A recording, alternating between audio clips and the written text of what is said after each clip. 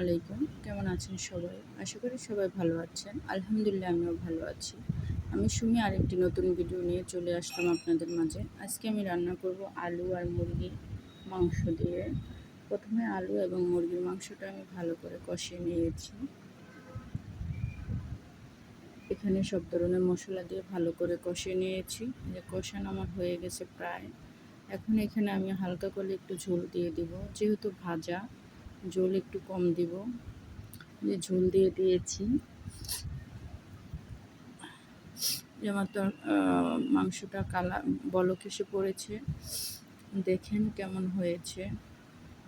আসলে আমি এই ভিডিওটা ভয়েস করতে গিয়ে আমি 3বার ভয়েস করছি, 3বার কেটে দিচ্ছি, হচ্ছে না। তো যাই হোক, যে যেখান থেকে দেখছেন সবাই অবশ্যই লাইক কমেন্ট শেয়ার করবেন।